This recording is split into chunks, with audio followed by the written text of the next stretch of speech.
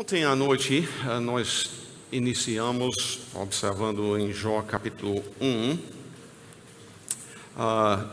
nos primeiros 4 versículos, primeiramente a questão do relacionamento de Jó com o Senhor, sendo um homem íntegro e reto, temente a Deus, que se desviava do mal.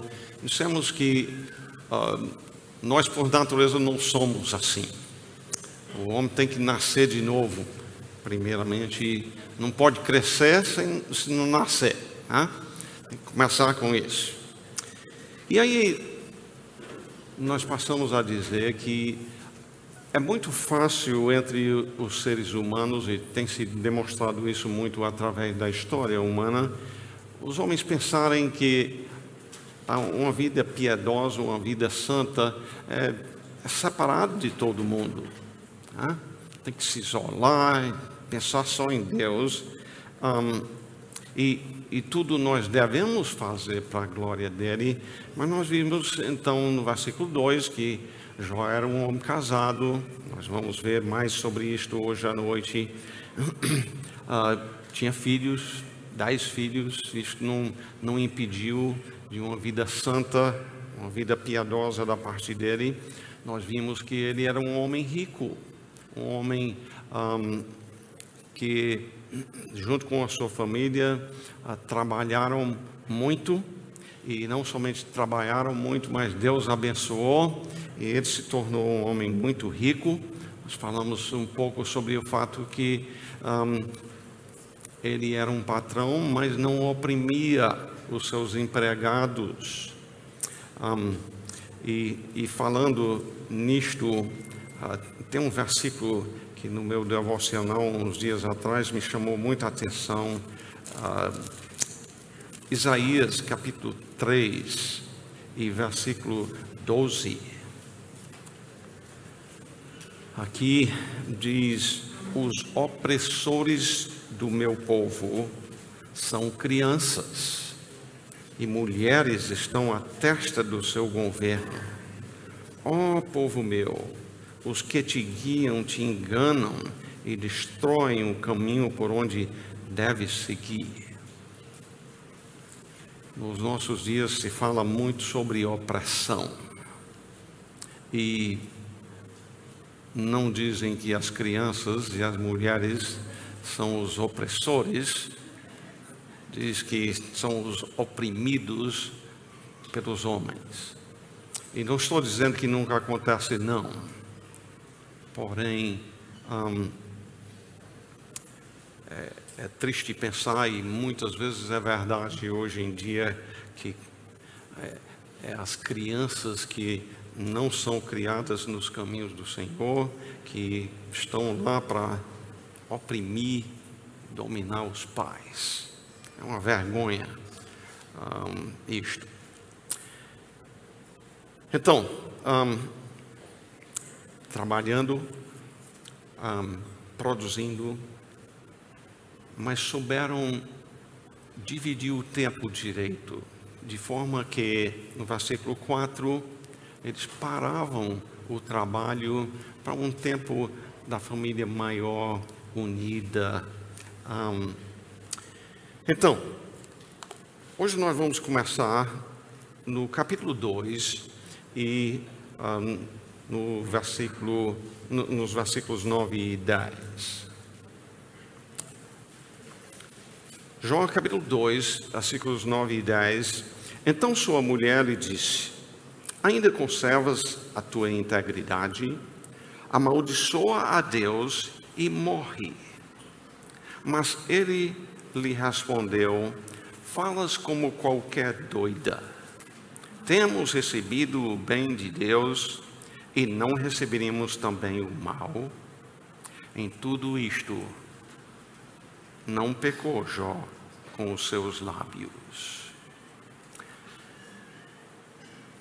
Quanto a uma vida piedosa e como alcançar uma vida piedosa, uma parte importante cabe a nós maridos como cabeça. Aqui Jó está envolvido com a santificação da sua esposa. Eu gosto de dizer, maridos, se você acha que a sua esposa não é bem santa ou muito pecadora, é bom olhar para si mesmo primeiramente, para ver se você está cumprindo o seu papel de santificá-la. Foi lido o texto, o pastor Felipe leu hoje à noite, que o marido que ama a sua esposa a santifica por meio da lavagem de água pela palavra. Eu não estou dizendo que nunca ocorre que o marido faz o trabalho direito e a esposa é rebelde. Não estou dizendo que nunca acontece, mas o primeiro lugar que deve olhar é da responsabilidade de nós maridos a santificação das nossas esposas. Vou entrar em detalhe, mas a minha esposa crê que ela foi salva por meio do nosso culto doméstico. Ela cria em Jesus antes, mas acredita que não era salva ainda.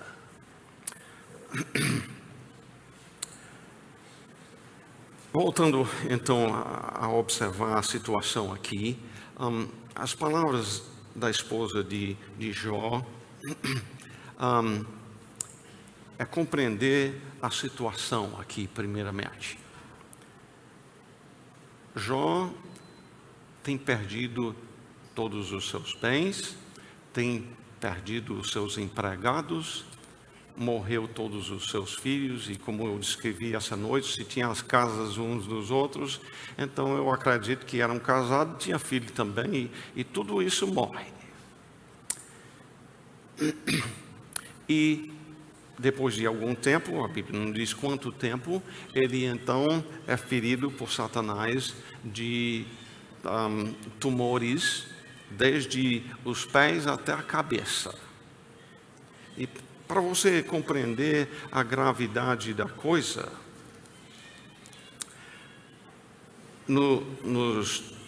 em 2:12, os três amigos dele chegando lá, diz, levantando eles de longe os olhos e não o reconhecendo, por ser tão grave a situação dele, ergueram a voz e choraram, e cada um rasgando o seu manto, lançava pó ao ar sobre a cabeça, tudo expressão de tristeza.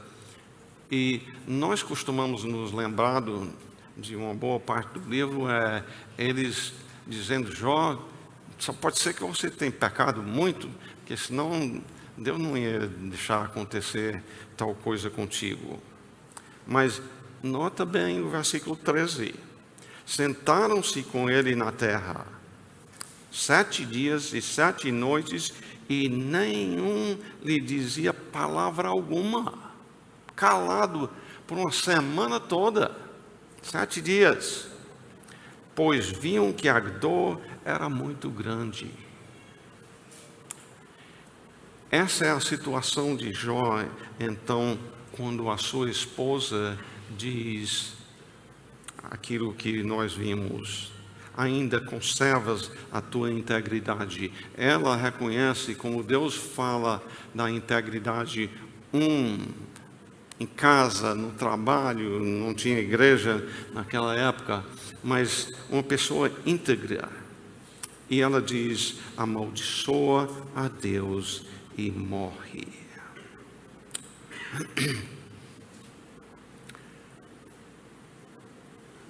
Nota bem aí que o que leva ela a isto? Jó era, afinal de contas, um marido que bebia e batia na mulher? Não. A descrição dele é de um grande servo de Deus. Como é que ela diz, amaldiçoa a Deus e morre? Me faz lembrar em 2005, o papai teve um AVC e depois de 7 dias ele veio a falecer. E a minha mãe, que amava muito meu pai, todos os dois serviram a Deus aqui no Brasil de 57 até 93. E a mamãe chegou durante essa semana, vendo o papai sofrendo muito, a dizer: Senhor, se você não vai curá-lo, eu não quero ver ele sofrendo, que leve logo. Eu vejo isto como mais ou menos aquilo que a esposa de Jó estava sentindo nessa hora, vendo tanto sofrimento da parte dele. Ela acha, até para ela, diminui o sofrimento dela ver ele morrendo. Mas Jó tem que falar a essa situação em termos de buscar a santificação da esposa. Ele diz para ela: falas como qualquer doida. Temos recebido o bem de Deus e não receberíamos também o mal? E, a fim de a gente compreender a verdade do que ele disse, Deus diz: em tudo isto não pecou Jó com os seus lábios. Então, ele não errou naquilo que ele disse.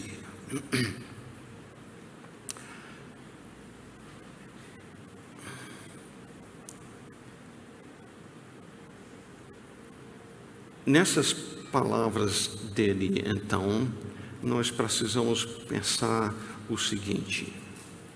Primeiramente, como eu falei até ontem,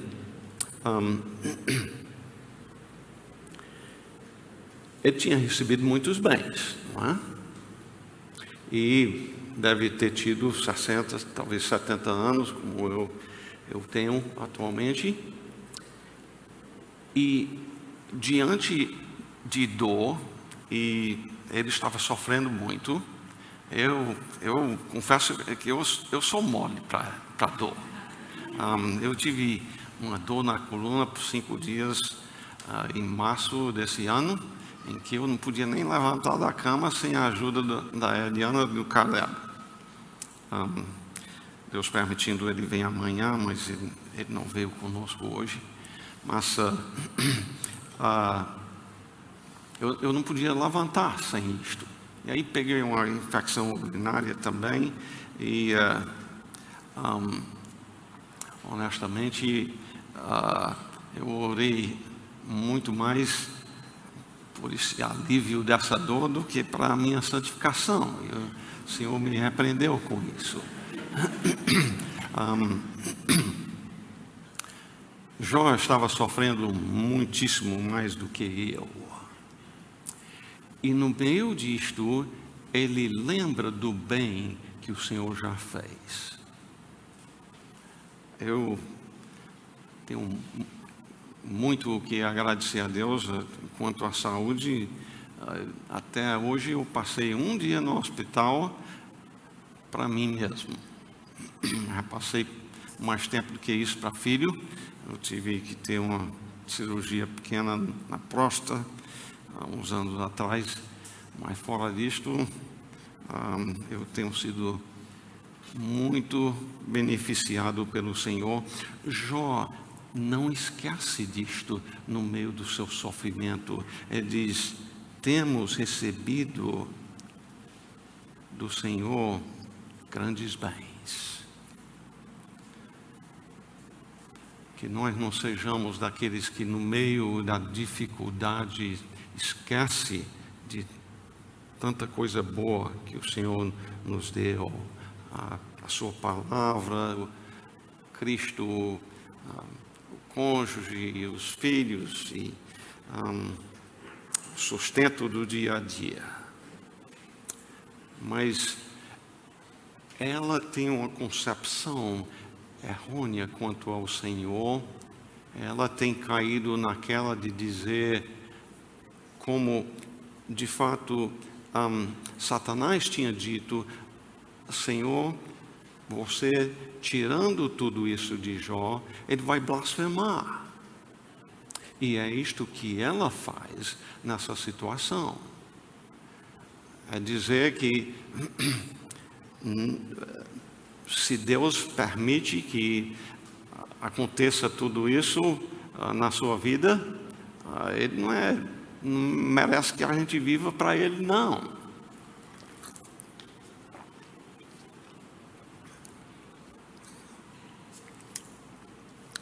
Alguém já tinha cuidado disto, mas sem você trazer, eu não tinha notado que estava. Obrigado, irmão.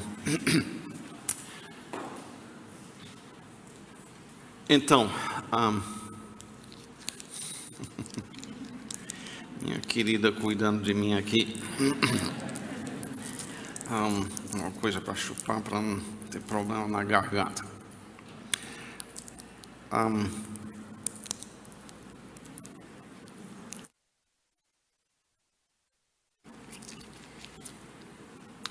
Então, tinham recebido o bem do Senhor, abundantemente, muito bem. Mas aí ele continua dizendo estas palavras: e não receberíamos também o mal? E o entendimento daquilo que ele está dizendo, receber esse mal do Senhor. E aí cabe a gente perguntar: o mal veio do Senhor? E a resposta que nós temos que dar é, eu diria, sim e não. Como isto? Primeiramente, quanto ao sim, é que tanto em 1:12, o Senhor disse a Satanás: eis que tudo quanto ele, Jó, tem, está em teu poder. Somente contra ele não estendas a mão. E no capítulo 2, quando Satanás diz: mas ele ainda tem a saúde, e quando o homem começa a doer, aí ele dá tudo para sair daquela situação. Deus diz no versículo 6 do capítulo 2: eis que ele está em teu poder, mas poupa-lhe a vida. Antes, inicialmente era ao redor de tudo que Jó tinha. E aí Deus tirou para Satanás não mexer na pessoa dele. O meu entendimento seria que Deus deu ali permissão para Satanás tirar a esposa dele. Mas Satanás preferiu não tirar a esposa e usar ela para este momento levá-lo a blasfemar. Então, o que estamos dizendo é: o Senhor deu permissão. Nada podia acontecer com Jó, a não ser que Deus permitisse. E nesse sentido, veio da mão do Senhor. Jó disse em 1:21, o Senhor deu, o Senhor tirou. Bendito seja o nome do Senhor. Mas por que eu respondi não também quanto a vi o mal do Senhor? Porque em 1:12, depois de receber a permissão para mexer em tudo que Jó possuía, diz no final do versículo: e Satanás saiu da presença do Senhor, e logo imediatamente em sequência, o que acontece? Perde todos os seus bens, morrem todos os seus servos, fora os 4 que vieram dar o relatório, e morre também todos os filhos. Então, Satanás tirou, essas coisas dele?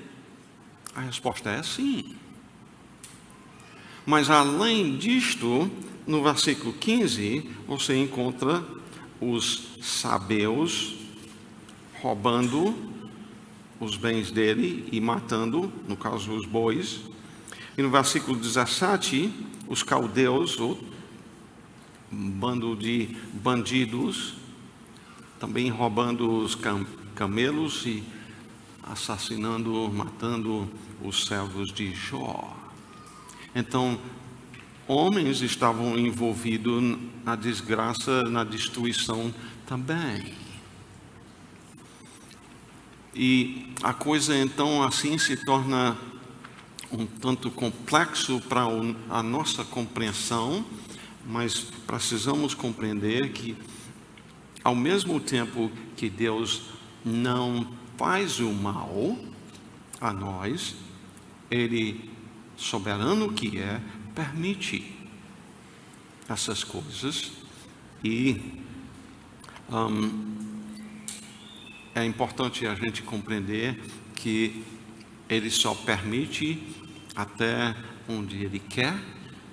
Ele guarda os seus, como Ele guardou Jó aqui, que não foi ao ponto de blasfemar do nome do Senhor, porque o Senhor o preservou. Mas ao mesmo tempo, Satanás responsável pelo que fez, e os sabeus e caldeus pecaram contra o Senhor, responsáveis a Ele, como assaltantes, como ladrões e assassinos.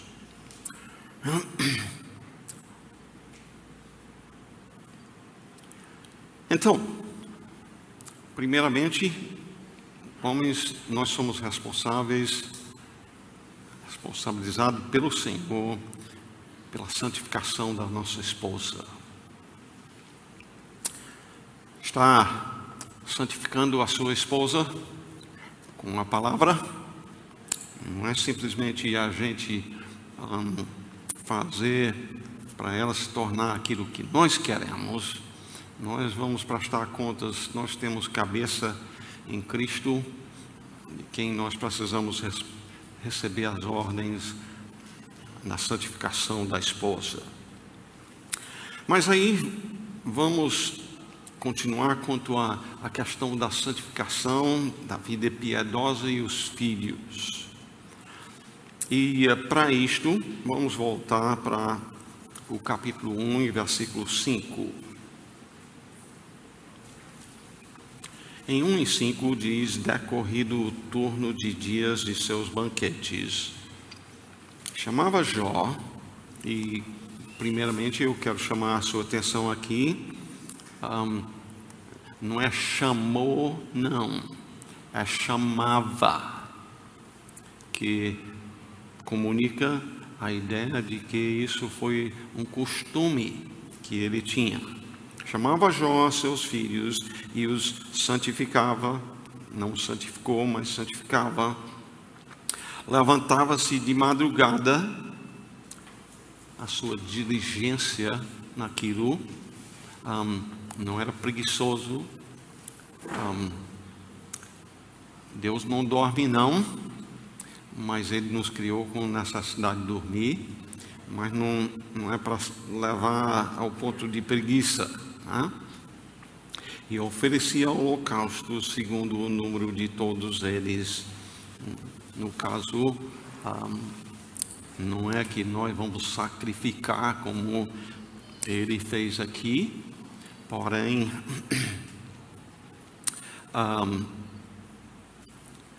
ele estava preocupado em quê?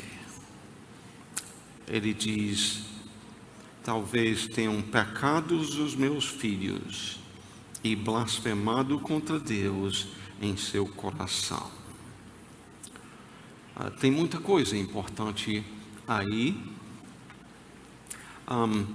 Primeiramente, a preocupação de Jó não foi meramente pela conduta dos seus filhos.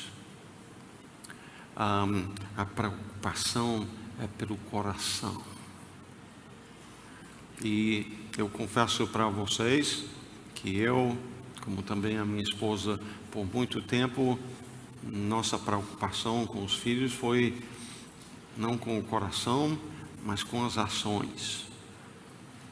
As ações muitas vezes são muito mais fáceis de perceber do que a parte do coração, não é? Nós precisamos levar os filhos, o nosso alvo é levá-los a amar a Deus de coração. Não é só socialmente se comportar direito para não envergonhar o nome da gente.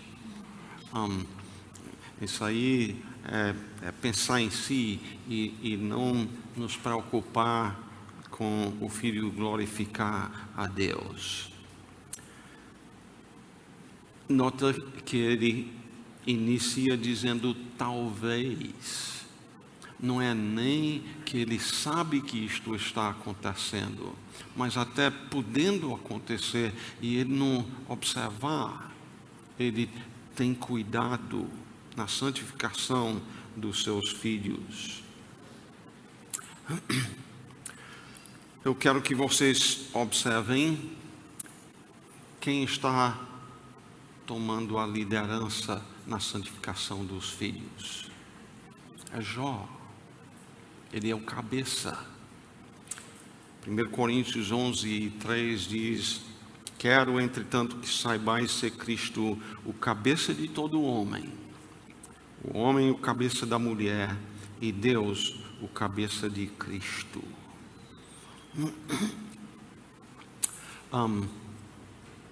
Só tem um no universo que não presta contas a ninguém, e é Deus Pai.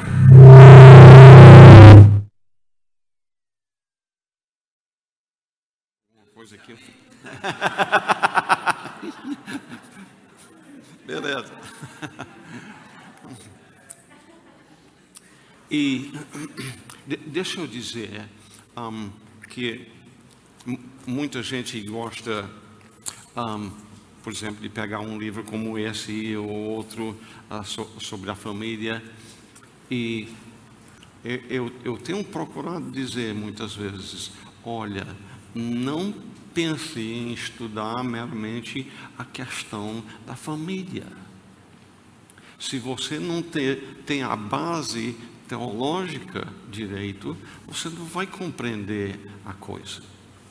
Mulheres, vocês não vão compreender direito o significado de ser submissa ao marido se não entende bem a coisa, primeiramente, entre pai e filho. E, essencialmente, é isto. Eu estou tentando resumir aqui. Talvez já tem gente com fome aí, tem prato lá fora, né? Aliás, eu não devia nem lembrar vocês disto, né? Mas é isso. Entre pai e filho, em termos de natureza, são iguais. Mas em termos de função, ela é submissa ao marido, assim como Cristo também. Ele muitas vezes no Evangelho de João disse: eu não vim fazer a minha vontade, mas a vontade daquele que me enviou. E ele fez isto com alegria. Ele tinha vontade, mas essa vontade estava submissa primeiramente ao Pai. Eu gosto de dizer que mesmo na vida aqui da terra, por exemplo, o capitão da polícia militar, ele e o soldado são iguais em natureza, mas em termos da função no trabalho, o capitão dá as ordens, ele diz o plano e assim por diante.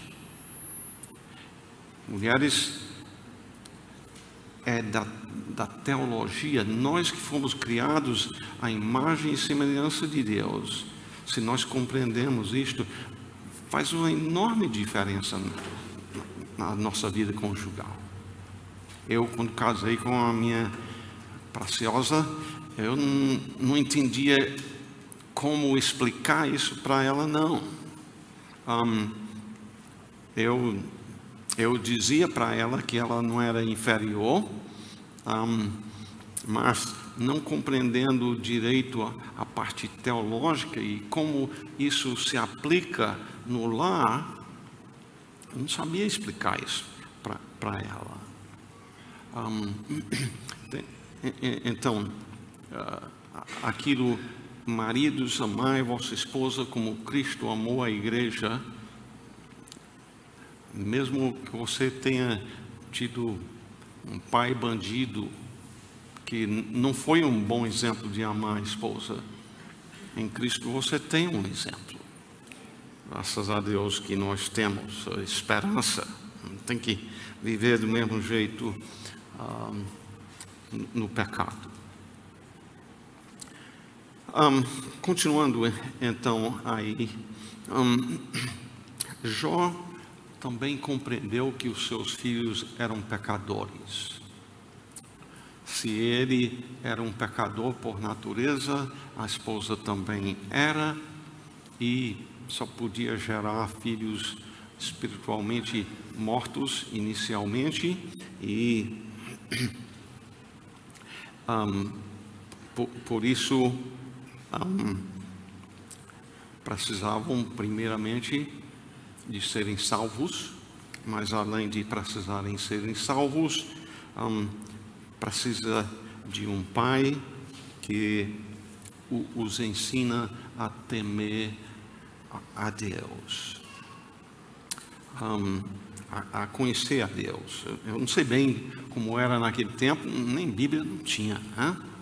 Nós temos vantagem muito sobre o povo daquela época, como precisamos ser gratos.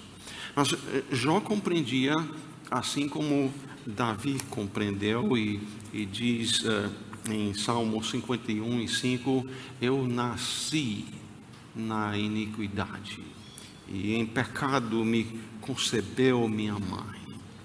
Eu sou um pecador por natureza.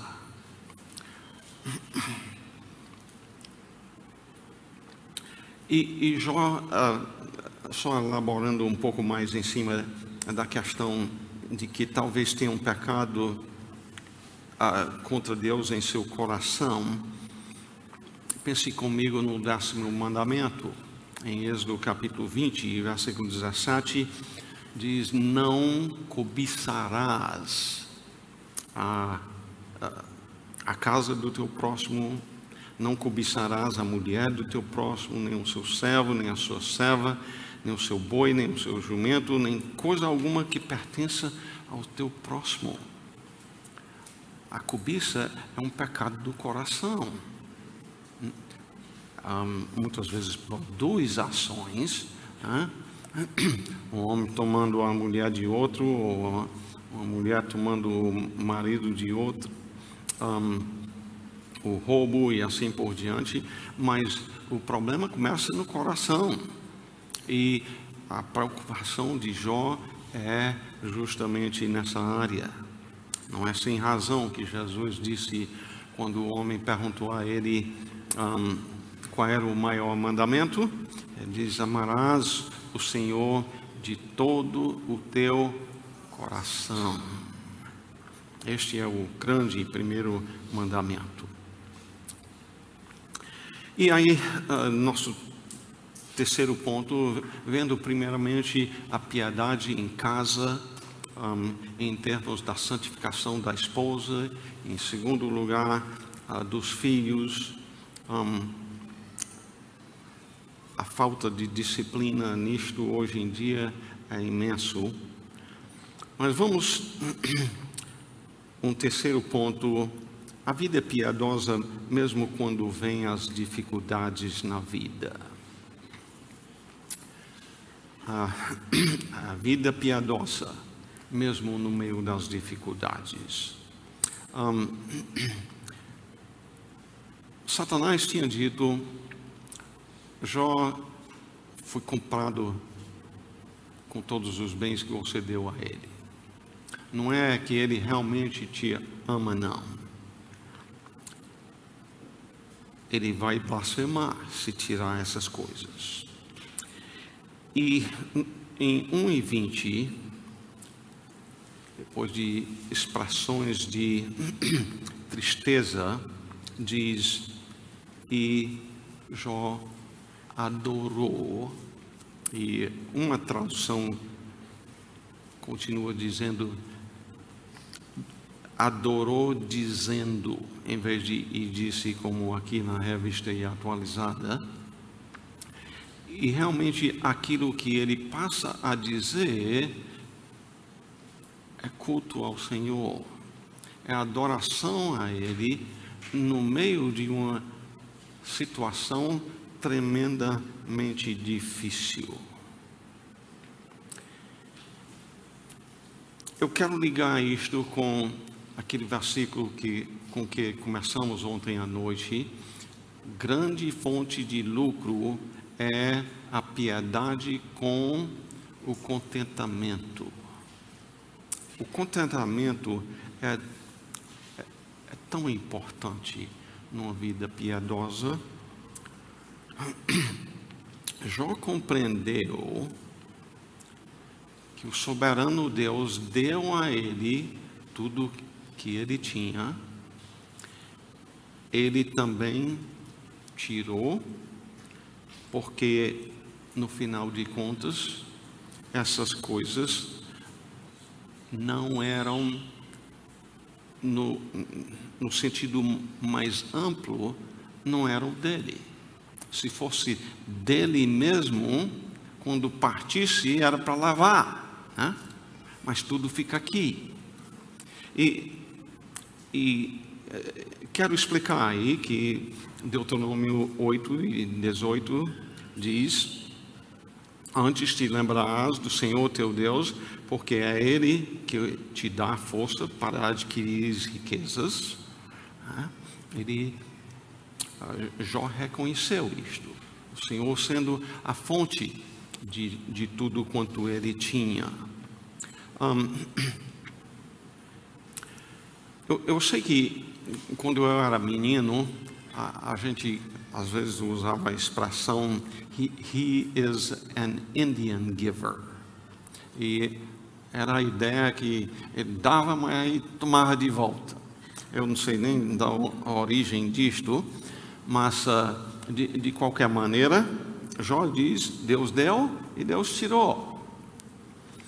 E como é que a gente aprende então a ser contente, a viver uma vida piedosa, santa, no meio de grandes perdas? Primeiramente, é reconhecer que mesmo que o Senhor nos dá essas coisas, e compreenda que não estou dizendo que seja errado a gente dizer esse celular é meu, ou esse carro é meu, essa casa. O 8º mandamento, em Deuteronômio 5:19, diz: não furtarás. Reconhece o direito de propriedade. O 10º mandamento, em Deuteronômio 5:21, nós referimos em Êxodo antes. Anota bem como diz: não cobiçarás a mulher do teu próximo, ela pertence a ele. Não desejarás a casa do teu próximo. O que eu estou chamando a atenção aqui é as coisas pertencendo a alguém. É diferente da ideia comunista e socialista. E aí continua: nem o seu campo, nem o seu servo, nem a sua serva, nem o seu boi, nem o seu jumento, nem coisa alguma do teu próximo. Então, com o que estamos falando aqui, não estamos dizendo que é errado a gente dizer isso pertence a uma pessoa específica. Porém, nós precisamos ter um sentido light de possuir as coisas. Quando a minha esposa, quando a gente sabia que ela estava grávida, uma das coisas que imediatamente nós fazíamos sempre é dizer: Senhor, nós estamos recebendo das tuas mãos uma bênção, este filho, muito obrigado, mas Senhor, nós queremos já agora dedicar ao Senhor essa vida, dizendo: Senhor, é teu. E com isto, quando o Senhor quiser tirar, também é direito seu e dever meu de continuar adorando o Senhor da mesma forma.